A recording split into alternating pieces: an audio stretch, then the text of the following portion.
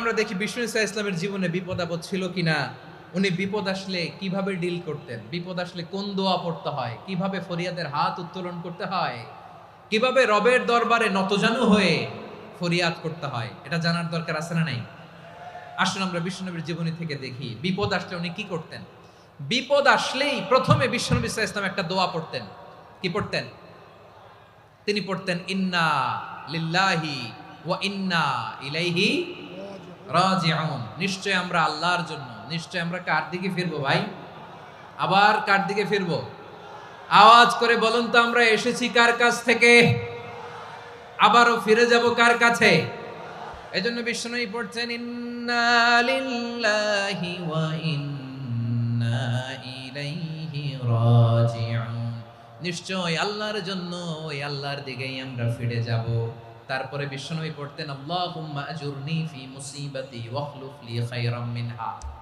একসাথে প্রথমে পড়তেন ইন্না লিল্লাহি ওয়া ইন্না ইলাইহি রাজিউন, তারপর পড়তেন আল্লাহুম্মা আজুরনি ফি মুসিবাতি ওয়াখলুফ লি খায়রাম মিনহা, মানে আল্লাহ এই যে আমি বিপদে ধৈর্য ধারণ করলাম এটার সব তুমি আমারে দাও, আর যেটা হারালাম এর চেয়ে ভালো কিছু দিয়ে মেকআপ করে দিও, ভালো কিছু দিয়ে বদল করে দিও। সুবহানাল্লাহ পড়েন।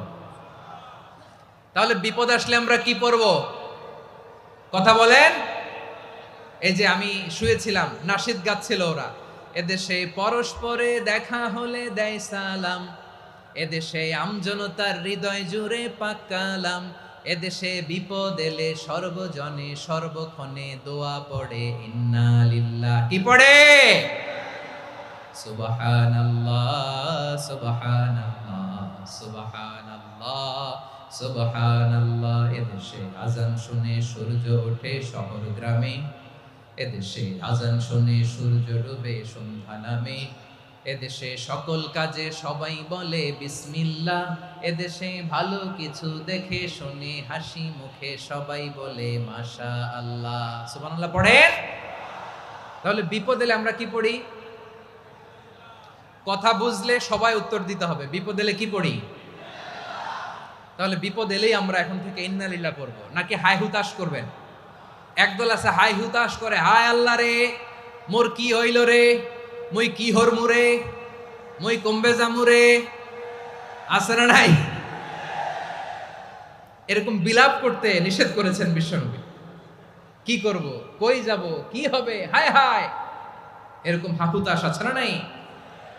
বিশ্বাসীরা হাহুতাশ করে না, তারা ইন্না লিল্লাহ পড়ে। কি পড়ে মনে থাকবে? আমরা পড়বো ইন্না লিল্লাহি ওয়া ইন্না ইলাইহি রাজিউন। নিশ্চয়ই আমরা আল্লাহর জন্য, আমরা আল্লাহর দিকেই ফিরে যাব। এরপর পড়বো আল্লাহুম্মা আজুরনি ফি মুসিবাতি ওয়াখলুফ লি খায়রাম মিনহা।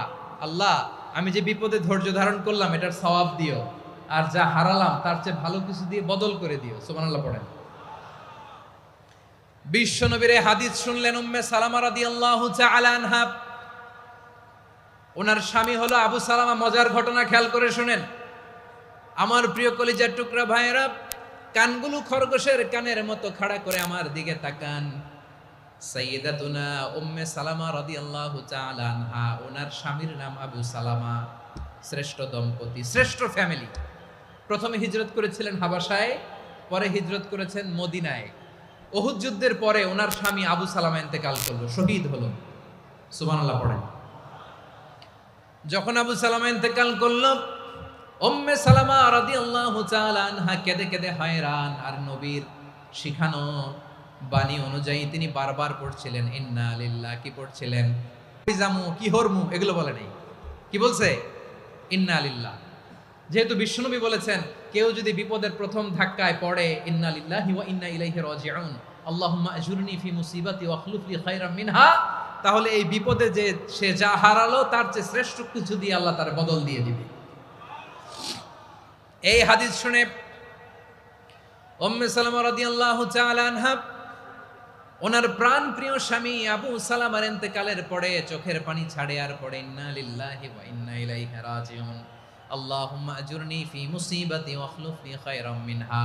বারবার এই দোয়া পড়ে চোখের পানি ছাড়ে, এই দোয়া পড়ে চোখের পানি ছাড়ে, আর মনে মনে বলে আবু সালামার মতো ভালো মানুষ মদিনাতে নাই, আবু সালামার চেয়েও ভালো মানুষ মদিনাতে নাই। তার চেয়ে ভালো মানুষ কি করে আল্লাহ তাআলা আমারে দিবে, তার চেয়ে ভালো মানুষ তো আমি মদিনাতে দেখি না। চোখের পানি দিয়ে বুক ভাসায় আর নবীর হাদিসের উপর আমল করে পড়ে ইন্না লিল্লাহি ওয়া ইন্না ইলাইহি রাজিউন, ইন্না লিল্লাহি ওয়া ইন্না ইলাইহি রাজিউন। পড়তে পড়তে চোখের পানি ছাড়ে আর চিন্তা করে বিশ্বনবী বললেন, এই দোয়া পড়লে যেটা হারালাম তার চেয়ে ভালো কিছু দিয়ে আল্লাহ পুরস্কার দেয়। আবু সালামের চেয়ে ভালো মানুষ মদিনার মধ্যে আর কে হতে পারে? কি আজীব তামাশা, কি অবাক করা ঘটনা। কিছুদিন পরে দেখা গেল সাইয়্যিদুল মুরসালিন রাহমাতাল লিল আলামিন স্বয়ং বিশ্ব নবী উম্মে সালামাকে বিয়ের প্রস্তাব পাঠিয়েছে। স্বয়ং বিশ্ব নবী উম্মে সালামা রাদিয়াল্লাহু তাআলা আনহাকে বিয়ের প্রস্তাব পাঠিয়েছেন। উনি রাজি হয়ে গেলেন, বিয়ে হয়ে গেল, উনি হয়ে গেলেন উম্মুল মুমিনিন, আমাদের মা, পুরো মুসলিম উম্মার মা। চিৎকার করে বলেন আল্লাহু আকবার। তাহলে আমার প্রাণপ্রিয় ভাইয়েরা, বিপদে পড়লে আমরা পড়বো ইন্না লিল্লাহি ওয়া ইন্না ইলাইহি রাজিউন, আল্লাহুম্মা আজুরনি ফি মুসিবাতি ওয়াখলুফ লি খায়রাম মিনহা। পড়বেন? পড়বেন না? যারা যারা বিপদ আসলে এই দোয়াটা পড়বেন এখন থেকে আওয়াজ করে ইনশাআল্লাহ বলেন। যা হারাইছেন তার চেয়ে শ্রেষ্ঠ জিনিস দিয়ে বদলা দিবে কে? বিশ্বাস হয়? একটু সন্দেহ লাগে মনে হয়, একটু সন্দেহ আছে? যাদের বিশ্বাস হবে তাদের কি আল্লাহ উত্তম বদলা দিবে, ঠিক কিনা বলেন? তাহলে বিপদে পড়লেই প্রথমে আমরা এটা পড়ব। দোয়াগুলো যদি এখন মুখস্থ না হয়, এই যে রেকর্ডিং হচ্ছে, পেয়ে যাবেন, কালকেই পেয়ে যাবেন। শুনে শুনে মুখস্থ করবেন। আমার মায়েরা, আমার বোনেরা, আপনাদের জন্য 3টি মাঠের অ্যারেঞ্জমেন্ট করা হয়েছে, আমি জানি। আপনারাও এই দোয়াগুলো পড়বেন, আপনার স্বামীকে শেখাবেন, সন্তানকে শেখাবেন, আপনার পুরো পরিবারটাকে জান্নাতের টুকরো বানিয়ে দিবে কে? তাহলে বিপদ আসলে প্রথমে কি পড়তে হবে এটা জেনে গেলাম। এরপরে বিপদ আসলে নিজেকে কি করে আল্লাহর কাছে সঁপে দিতে হয় এটাও জানার দরকার আছে না নাই? বিপদে প্রথমে ইন্নালিল্লাহ পড়লাম, ধৈর্য ধারণ করলাম, বিপদ থেকে উদ্ধারের সর্বোচ্চ চেষ্টা করলাম। আমার কাজ যখন শেষ তখন আমি আমার এই বিষয়টা আল্লাহর কাছে সঁপে দিব। কার কাছে সুপর্দ করব? কার কাছে? বিপদে বললে কেমন করে নিজেকে আল্লাহর কাছে সঁপে দিতে হয়, আসুন সাইয়েদনা ইব্রাহিম আলাইহিস সালামের জীবনী থেকে জানি। আল্লাহর খলিল ইব্রাহিম আলাইহিস সালাম আমাদের মতো সমাজ ব্যবস্থা পায় নাই। আমরা জন্মের পরে আমাদের কানের ভেতরে আজান দিয়েছে কে? একামত দিয়েছে কে? আমাদের বাপদাদারা আমাদের কানে আজান দিয়েছে কি দেয় নাই? আমাদের জন্মের পরেই তো আজান, একামত, বাড়ির পাশে মসজিদ, প্রতিদিন আজান, জুমার খুতবা, প্রতি মাসে মাসে তাফসিরুল কোরআন মাহফিল, মসজিদ, মিনারা, অভাব নাই, ঠিক কিনা বলেন? আপনি যেই সুন্দর ইসলামিক এনভায়রনমেন্ট পেয়েছেন, আমাদের ইব্রাহিম খলিল উনিও কি এরকম পেয়েছিলেন? হ্যাঁ, উনি জন্মের পর পরে ওনার কানে আজান দিছে কেউ? আমার প্রিয় ভাইরা, আগা গোড়া একটা শিরকি পরিবেশ উনি জন্মগ্রহণ করেছে। উনি ছাড়া ওই তল্লাটে একজনও আল্লাহর উপর বিশ্বাসী নাই। কল্পনা করতে পারেন? গোটা তল্লাটে, গোটা দেশে বিশ্বাসী মুমিন, আল্লাহর উপর বিশ্বাস স্থাপনকারী কয়জন? সবাই বলেন কয়জন? বাকি সব মুশরিক। বাকি সব মুশরিক নিজের সাথে নিজে শক্ত বোঝাপড়া করে, অ্যানালজি করে, সেলফ কনভারসেশন করে উনি মহা সত্যের সন্ধান পেয়েছে। উনি আকাশের তারা দেখে ভাবে মনে হয় এটাই আমার খোদা, পরে দেখে তারা নাই, মনে মনে বলে না তাইলে এটা না। আবার চাঁদ দেখে বলে চাঁদটা বড় মায়া লাগে, মনে হয় এটাই আমার রব, পরে দেখে চাঁদও নাই, কয় না এটা না। এরপরে দ্বিপ্রহরের জলজলে সূর্যটা খাঁ খাঁ করে গোটা পৃথিবীটারে রৌদ্র দিয়ে তাতিয়ে রাখে। তিনি ভাবলেন মনে হয় এটাই আমার রব, কারণ এটাই তো সবচেয়ে বড়। কিন্তু বিকেল বেলা ওই সূর্যটাও যখন চলে যায়, সাইয়েদনা ইব্রাহিম বলে না এটাও তো নাই, আমার খোদা যদি আমারে ছেড়ে চলে যায়, বিপদে পড়লে আমারে উদ্ধার করবে কে? এভাবে নিজের সাথে অ্যানালজি, সেলফ কনভারসেশন করতে করতে করতে তিনি মহা সত্যের সন্ধান পেয়েছেন। সুবহানাল্লাহ পড়েন। সব শেষে তিনি ডিসিশন নিয়ে ঘোষণা দিলেন, ইন্নী ওয়াজ্জাহাতু ওয়াজহিয়া লিল্লাযী ফাতারাস সামাওয়াতি ওয়াল আরদা হানিফান ওয়া মা আনা মিনাল মুশরিকিন। নিশ্চয় আমি এমন সত্তার দিকে মনোনিবেশ করলাম, মুখাপেক্ষী হলাম, যিনি আকাশ বানিয়েছেন, জমিন বানিয়েছেন, আমি মুশরিক নই। সুবহানাল্লাহ। পারতেন? আপনি পারতেন? কেউ নাই, লক্ষ লক্ষ মুশরিক, আপনি একা। ওনার মতো এরকম বিচক্ষণতা দিয়ে আল্লাহরে খুঁজে পাইতে পারতেন আপনি? কি নবী ছিল! আল্লাহকে খুঁজে পেয়েছে। যখন আল্লাহর ইবাদত শুরু করলো, এই কথা ছড়ায় পড়লো চারদিকে। নমরুদ সাইয়েদনা ইব্রাহিমকে ডেকে পাঠালেন। নমরুদ বলে, ইব্রাহিম, তুমি নাকি মূর্তির পূজা না করে কোন নতুন রবের ইবাদত করো, কে তোমার রব? সাইয়েদনা ইব্রাহিম বললেন, রব্বি আল্লাযী ইউহয়ী ওয়া ইউমীত, আমি এমন রবের ইবাদত করি যিনি জীবন দেন, যিনি মৃত্যু দেন। নমরুদ বলে, তাই নাকি? তোমার রব জীবন দেয়, মৃত্যু দেয়, আর এটা তো আমি দেই। আমিও তো জীবন দেই, আমিও তো মৃত্যু দেই। সাইয়েদনা ইব্রাহিম বললেন, কেমন করে তুমি জীবন দাও, মৃত্যু দাও, একটু দেখাও তো। নমরুদ জেলখানা থেকে দুজন কয়েদিকে ডেকে আনলো। কয়েদি এনে অর্ডার করলো, একটাকে এখনই শিরোচ্ছেদ, হেড অফ, ডেথ পেনাল্টি, মৃত্যুদণ্ড দেয়া হলো। ফিনকি দিয়ে রক্ত বেরোলো। নমরুদ বলে, দেখো, দুজনকে ধরে আনলাম, একজন কয়েদিকে দিলাম ডেথ পেনাল্টি, মৃত্যুদণ্ড, ওরে মৃত্যু দিলাম। আরেকজন যে দাঁড়িয়ে আছে, চাইলে ওরেও আমি মৃত্যুদণ্ড দিতে পারি, কিন্তু না, ওরে আমি দিব না, ওরে আমি বাঁচাইয়া দিলাম, ছেড়ে দিলাম, মানে জীবন দিলাম। দেখো ইব্রাহিম, তোমার চোখের সামনে একজনরে মৃত্যু দিলাম, আর একজনরে জীবন দিলাম।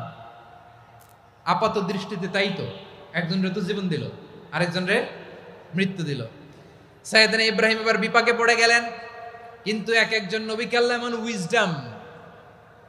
এমন উইজডম বিচক্ষণতা দিয়ে এই জমিনে পাঠিয়েছেন, মুহূর্তের মধ্যে আল্লাহর খলিল ইব্রাহিম বললেন, ফাইন্নাল্লাহা ইয়াতি বিশ-শামসি মিনাল মাশরিকি ফাতি বিহা মিনাল মাগরিব ফাবুহিতাল্লাযী কাফার। আল্লাহর খলিল ইব্রাহিম বললেন, নমরুদ, বুঝলাম তুমি জীবন দাও, মৃত্যু দাও, দেখলাম, কিন্তু আমার রব, আমার আল্লাহ প্রতিদিন সকালবেলা উষা লগ্নে ওই পূর্ব দিগন্ত থেকে সূর্যটাকে উদিত করেন, সাঁঝের বেলা, বিকেল বেলা, কুধুরি লগ্নে, সন্ধ্যা বেলা ওই দ্বিপ্রহরের জল জলে সূর্যটাকে পশ্চিম দিগন্তে ডুবিয়ে দেন। মানে সকালবেলা পূর্ব দিক থেকে উদিত করা সূর্যটাকে পশ্চিম দিকে বিকেলে তিনি ডুবিয়ে দেন। তুমি যদি পারো ওই সূর্যটাকে পশ্চিম দিক থেকে উদিত করে পূর্ব দিকে ডুবিয়ে দাও। সুবহানাল্লাহ পড়বেন না? দেখেন, ইনস্ট্যান্ট ইন্টেলেক্ট, মুহূর্তে বিচক্ষণতা, উইজডম কাকে বলে? নমরুদ পারবে? নমরুদের বাপ পারবে? ওর দাদা, ওর 14 গোষ্ঠী, গোটা বিশ্বের সব ক্ষমতাধর রাষ্ট্রনায়করা একসাথে হলে পারবে? ফাবুহিতাল্লাযী কাফার পারে নাই, ব্যর্থ হয়েছে। এবার তেলে বেগুনে জ্বলে উঠেছে, রেগে মেগে আগুন বলে, ফালকুহু ফিল জাহিম। ওর সাথে তর্ক নাই, না পেরে এবার এটারে আগুনে ফেলা। বিশাল বিশাল গাছ কেটে লাকড়ি এনে আগুনের কুণ্ডলি বানানো হলো, দাও দাও দাও দাও করে আগুন জ্বলে। আল্লাহর খলিল ইব্রাহিমকে আগুনে নিক্ষেপ করা হবে। আল্লাহর খলিল সাইয়েদনা ইব্রাহিমের হাতের মধ্যে রশি দিয়ে টাইট করে বাঁধা হলো, পায়ের মধ্যেও টাইট করে রশি দিয়ে বাঁধা হলো। আল্লাহর খলিল ইব্রাহিমকে আগুনের কুণ্ডলির মধ্যে ফেলা হবে। ওমিয়া, আপনি যে বিপদের কারণে ভয় পান, হতাশ হন, এটা কোনো বিপদ ওনার বিপদের সামনে? পটুয়াখালী আওয়াজ করে বলুন, সাইয়েদনা খলিল ইব্রাহিমের বিপদের সামনে আমাদের বিপদগুলো কোনো বিপদ? এটা কোনো বিপদই না, এটা কোনো বিপদই না।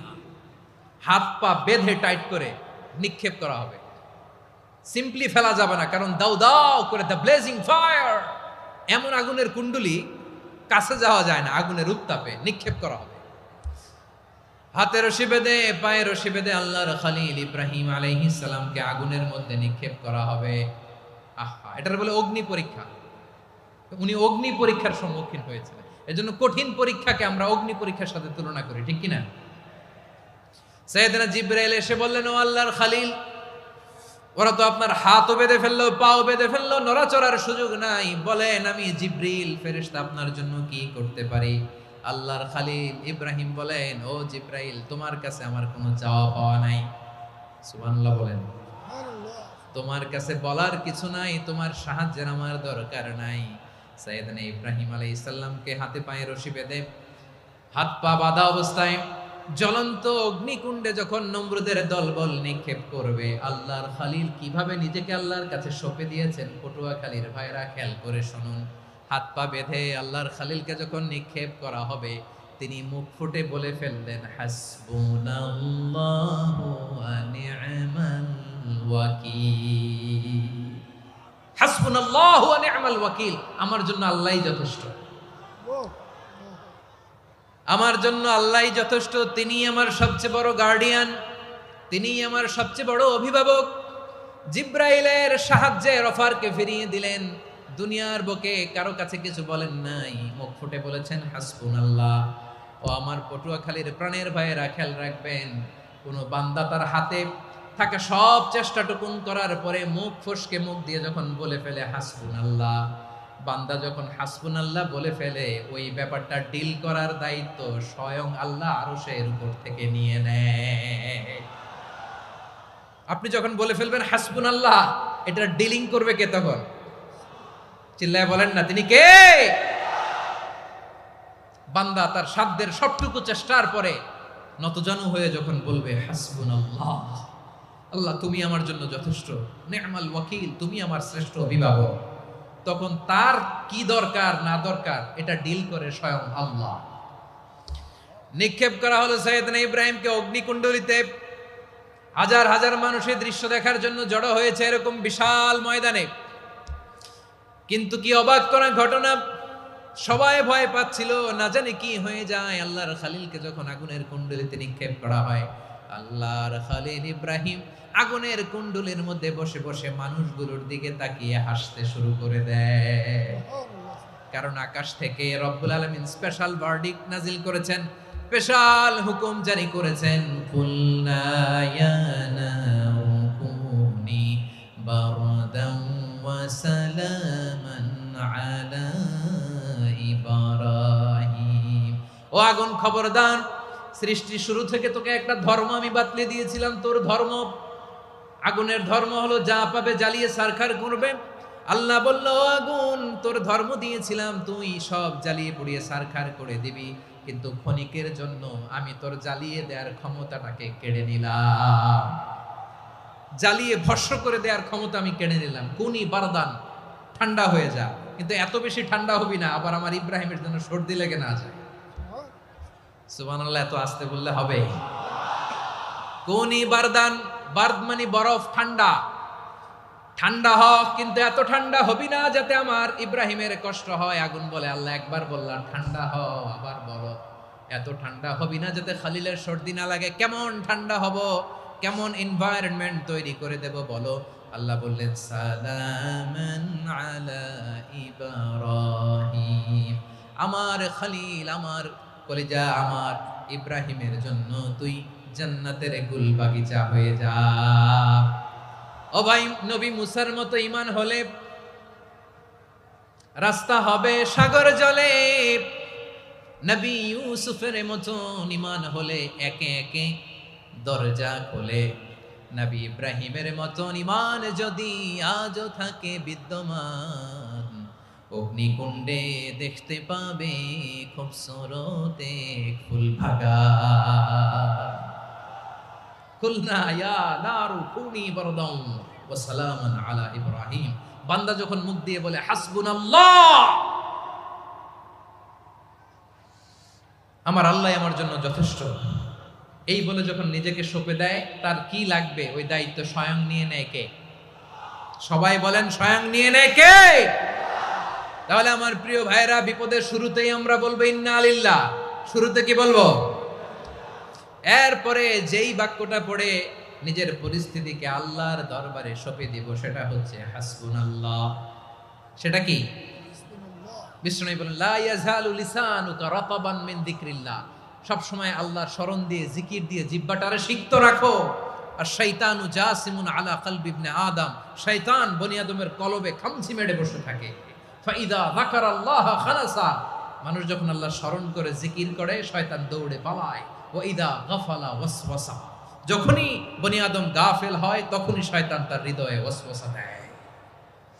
এজন্য বিপদে পড়লে ইন্না লিল্লাহ, নিজের সবটুকুন করার পরে, নিজের রোল প্লে করার পরে নিজেকে আমরা কি বলে সঁপে দিব? সবাই বলেন, সবাই বলতে হবে। আরো জোরে বলে, মনে থাকবে?